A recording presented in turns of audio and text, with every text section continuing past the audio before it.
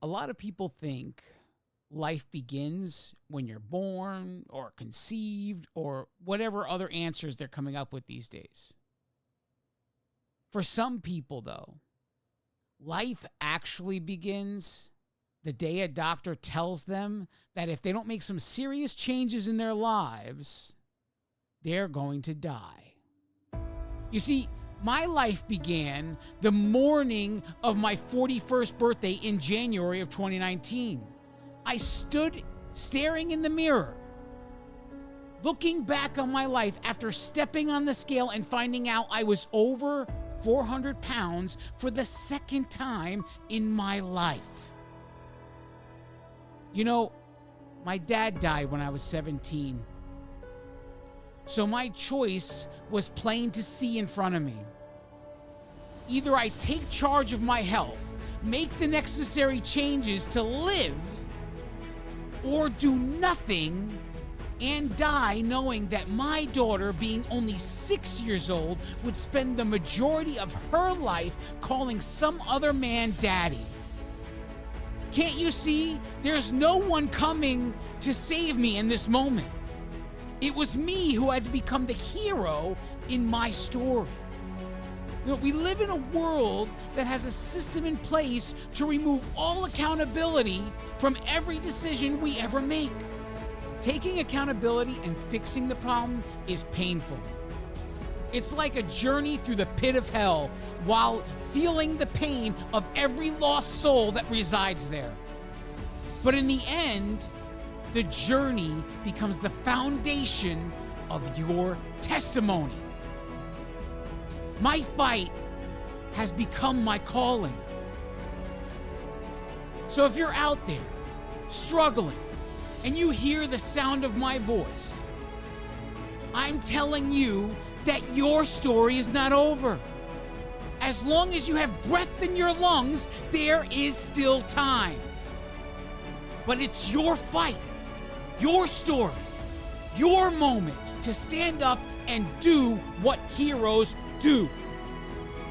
It's a long road ahead, and it sucks. And maybe you're thinking you can't do it. But I'm here to tell you that you have all the tools you need. You always have, and you always will, because you are enough. And most of all, you are worth it. Nobody is more capable than you. Yeah, Friday!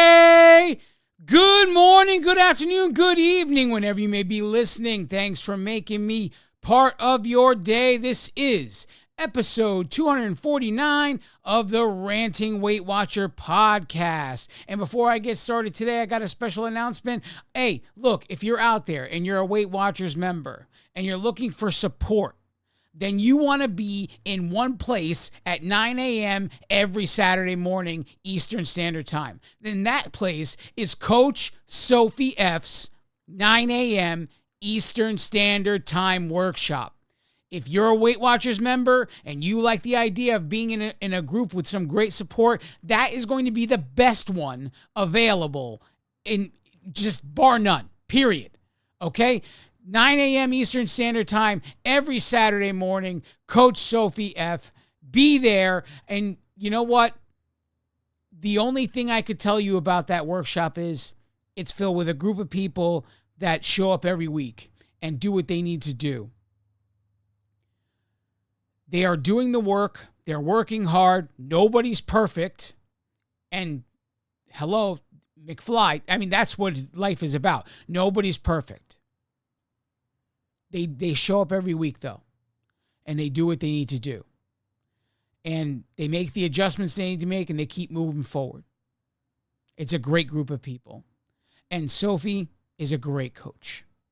If you have nothing to do Saturday mornings at 9 a.m. Eastern Standard Time, then just come in. Come in and tell her you're here because of the Ranting Weight Watcher. Well, that's enough about that. Let's get into this! journey updates. So weigh-in this week was September 6th. I stepped on the scale at 206.2 pounds. And that is a gain of 1.6 pounds. Boy, don't I like that. I mean, have you been here long enough, you know that every time I approach a goal, it ends up being this back and forth nonsense. I do like to get a little dramatic at this time, don't I? Make it exciting. So 1.6 pound gain. You guys know how I do things. It's got to be 3 gains before I get concerned.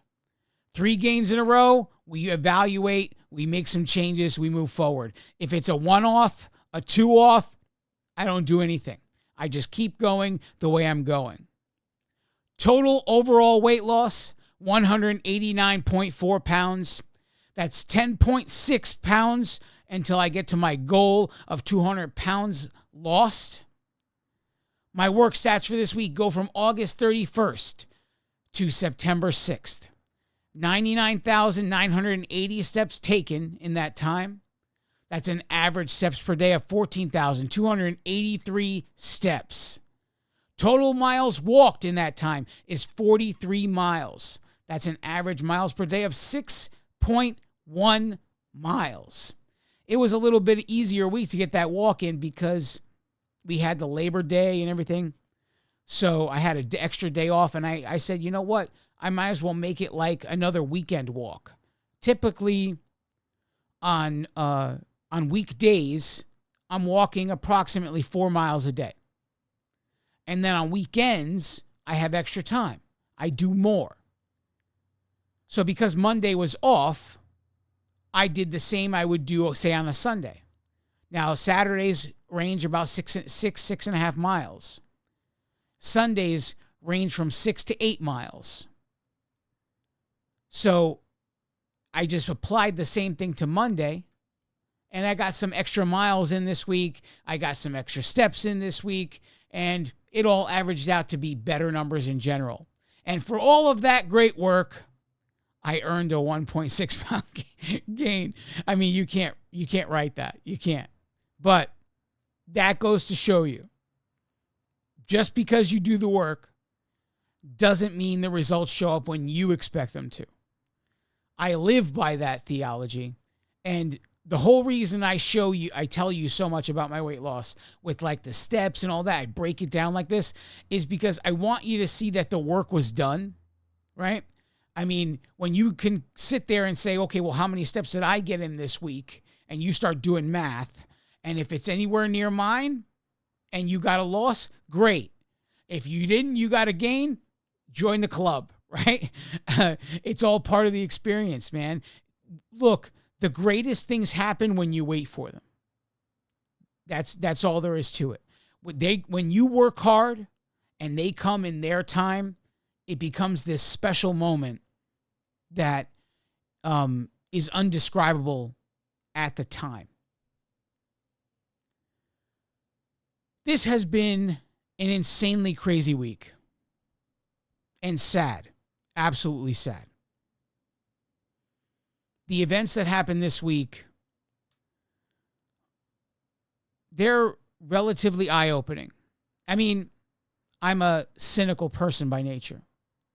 I get behind this microphone and I try to uplift you guys, and I try to keep you guys focused on positive things.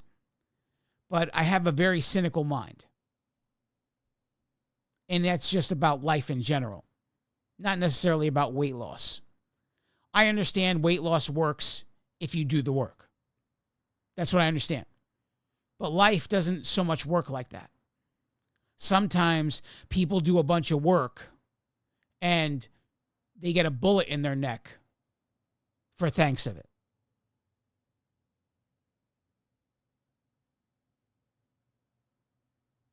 This morning,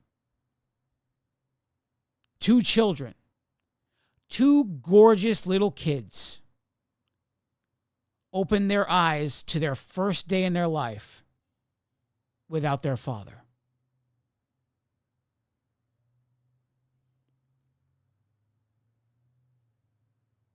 never did I ever want to not be at this microphone as much as I do right now. In the 4 years this podcast has existed, I have missed minimal time. But in the time that I missed, it was to be closer to family during holidays. I mean, it was one time that I was sick. That was actually the last time I was sick too. But never did I ever sit here, hit record, and not want to be here. And not only do I just not want to be here in this seat at this microphone, I don't want to be here on planet Earth. If there was a shuttle on its way to Mars right now, I'd be on it. I would hide in the luggage compartment.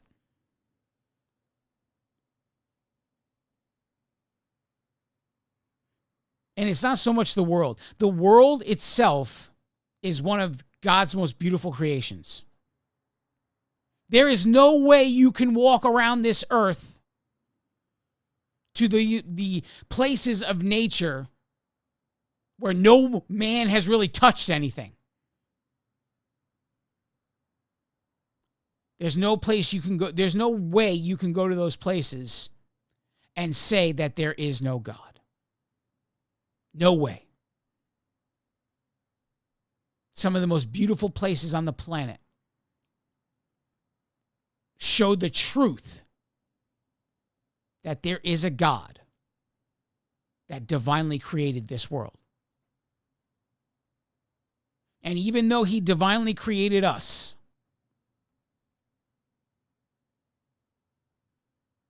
the corruption that runs through this world, through us, is disgusting. Absolutely disgusting. In reality, it shouldn't surprise me. The events that happened this week shouldn't surprise me because that man, he sat and talked and he reasoned with people and only brought truth. That word, truth. It probably is more controversial in 2025 than it's ever been. Maybe not.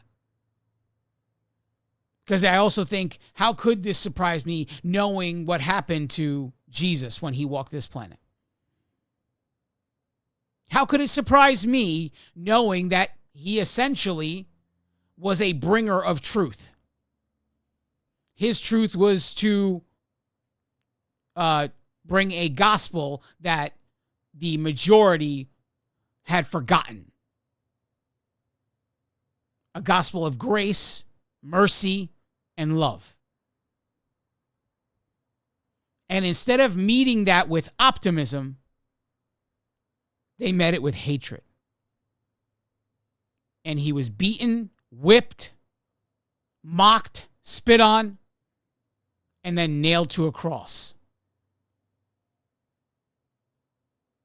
So knowing all that happened and having all of the faith in the world that happened because he was dying for my sin and everyone else's sin, it shouldn't surprise me the events that happened this week. And I can't tell you how many public figures, I'll say it like that, how many public figures have died and I have not been moved. Mostly, it's hard to be moved unless I knew the person directly.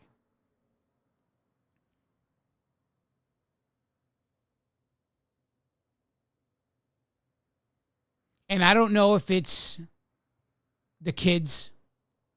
I don't know if that's why I'm so bothered by this. The kids being fatherless this morning. Maybe that's it. Maybe that's why I'm so absolutely disgusted. Disgusted by human beings.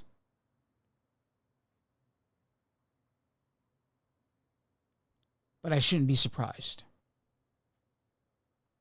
I shouldn't. Nobody likes truth. They go out of their way to believe anything but the truth. In 2025, it has never been more easy to live in delusions.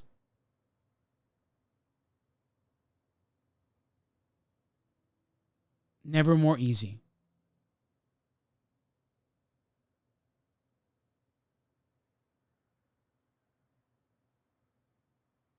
So much so, they are so willing to believe delusion that we have different terms now. Your truth, my truth, her truth, his truth.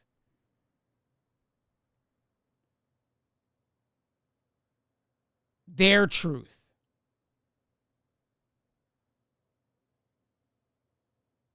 We have to create new ways and walk around being afraid to step on eggshells because of morons who want to live in delusions.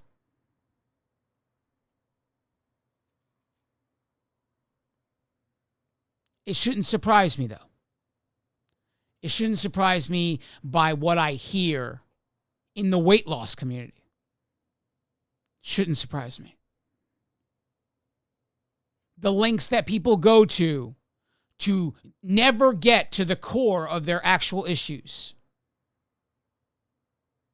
I see it all the time. Excuse after excuse after excuse. It's like they build a resume of excuses, and that's what they present. Rather than build a resume of success and be an example, they build a resume of excuses so that the world could say, oh, okay. And never, ever push themselves in any way, shape, or form. They live their entire lives in mediocrity by choice. None of this should surprise me. It shouldn't surprise me that when somebody pushes the envelope with truth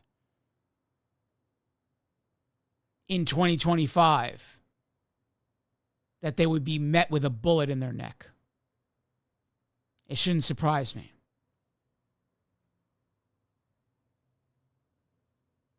We have an entire movement on this planet that tells people that health comes in all shapes and sizes. They allow them to live in delusions while one after the other gets showcased. They get pranced around like a pony on social media and all the support in the world. Yeah, you stay fat. Go, girl. Go, boy.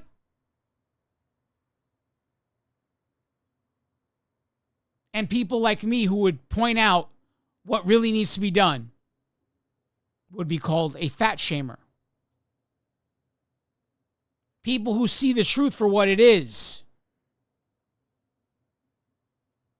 are haters.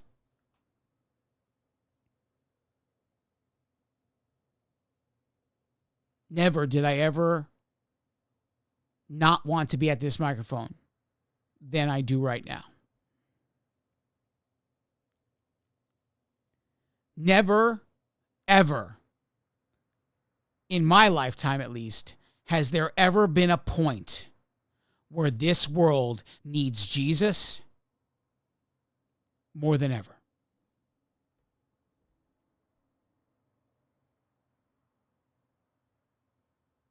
That's the only thing that could change. That's the only thing. You have people all over this world that believe in this two-party political system. They can't see that none of them ever actually fixes anything. They can't see that. They're too busy posting selfies on social media, scrolling through reels to see that. Because if those people, if they ever fix the things that they said they were going to fix, we wouldn't need them anymore. Instead, they stoke the fire. They stoke the fire because that means as long as people believe in the two-party system, the people will be offended by one and one will be offended by the other.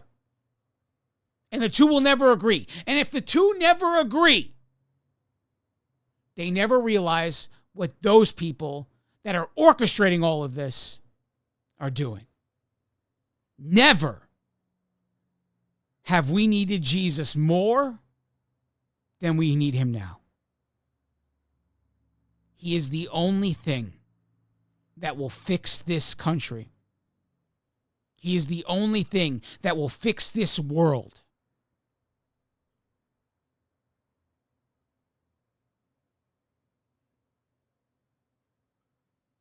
How's it go? He who are called by my name, he who are called by my name,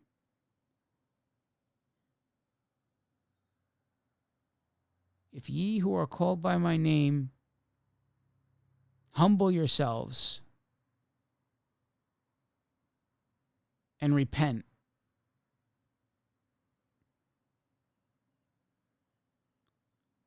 I will hear it from heaven and heal your land. Something like that. We need that more than ever right now.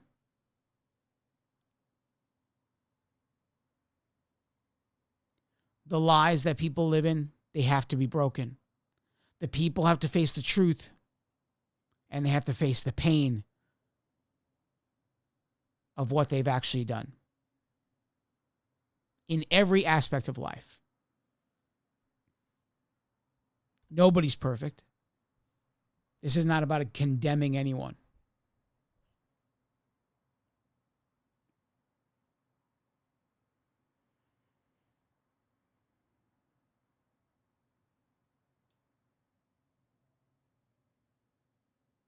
God knows I'm not perfect.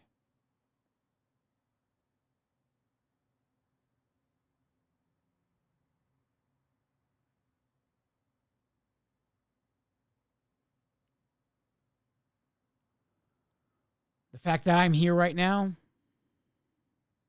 I probably should have been dead a number of times in my life.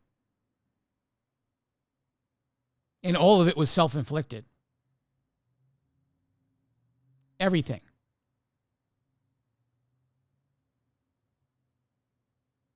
How I took care of my body. How I'm here in spite of that.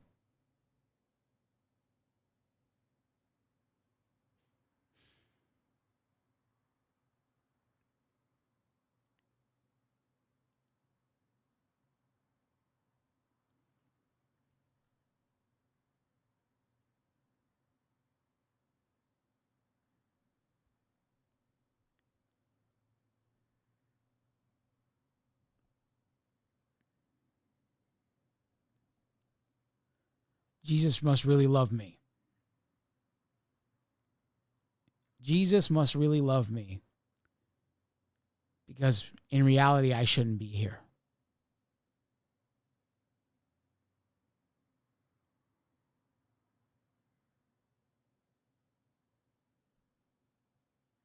Being over 400 pounds twice in my life, I shouldn't be here. Eating the poison that I called food for however many years, I shouldn't be here.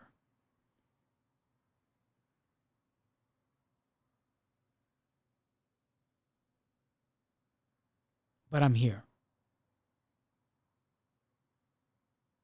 If that's not proof, I don't know what is.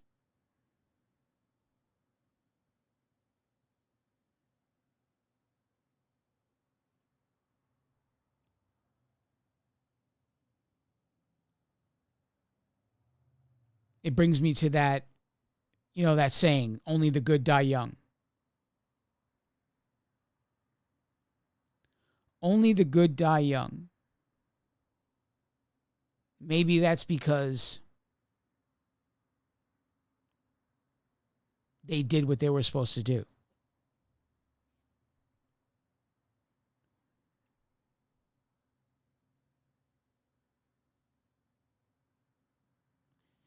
And maybe we just keep getting chance after chance after chance, year after year after year, to finally get it right. Maybe that's why I'm still here. Maybe that's why I can live and say I was over 400 pounds twice in my life.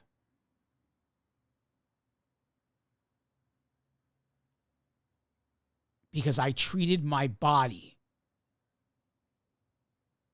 with no respect, with no care, with no love.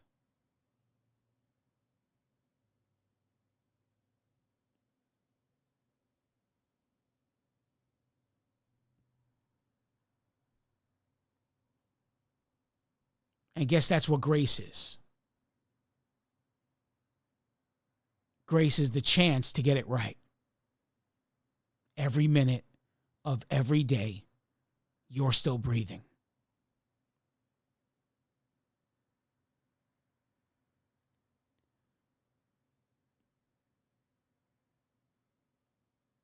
The world needs to be united more than ever in the history of time. And never has it been more divided. And the only thing that can unite us now is Jesus. There's no other hope otherwise. There's nothing else that can fix this. No one here on this planet knows how to or wants to. So the people that know how to don't want to. And the people that don't know how to don't know anyway. This is just the beginning. Just the beginning. For all we know, we heard the first shot of what is going to become civil war.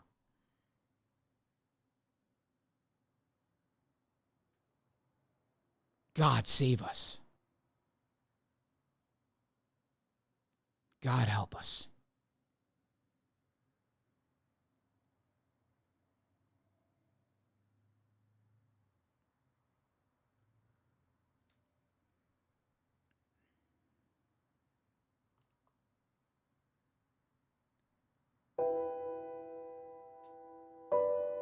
Father, in the name of Jesus, I ask for you to please put your hand back on this country. Please create the healing that needs to happen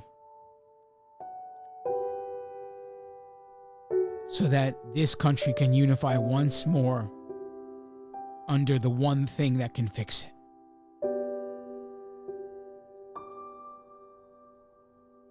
I don't want my daughter to know a world where people are going crazy, killing each other in the street because they support a team with a D and the others are sporting an R. Because one represents a donkey and the other one represents an elephant. Because someone else's skin is black and someone else's skin is white and brown and whatever other colors you want to make up. They ignore the one color that unites us, the red that will pour from our skin. The red that poured from the cross. The one color that unites us, they ignore it. They know better. They're smarter. They're more intelligent. And never did they ever realize that they are more fools.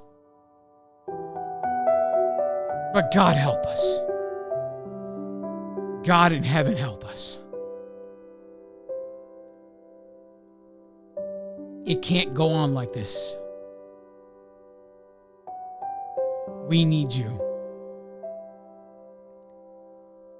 We need you more now than ever before. Please put your hands on this country in the name of Jesus.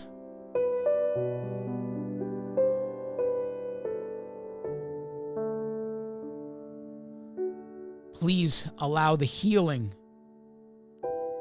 physically, spiritually, mentally flood this world.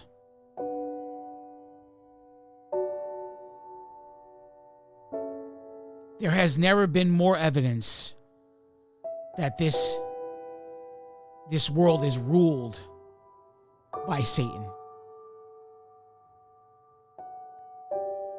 And never more evidence that we have to finally take our place in this world as children of God, as members of the army of Christ. And for some of us, that means getting clean. Getting clean again. Whether that's from drugs, whether that's from alcohol, whether that's from pornography, whether that's from food, getting clean. All of it. All of sin. There's no one more than the other. It's all equal. All equal. It needs to end. We need to get our head on straight. We need to do what we need to do to fix our health. We need to do to fix our mind, and what we need to do to fix ourselves spiritually.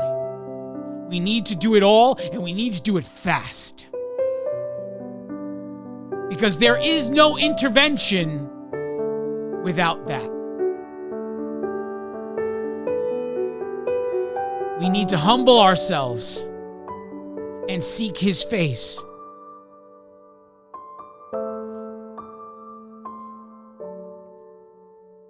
So that He can heal our land.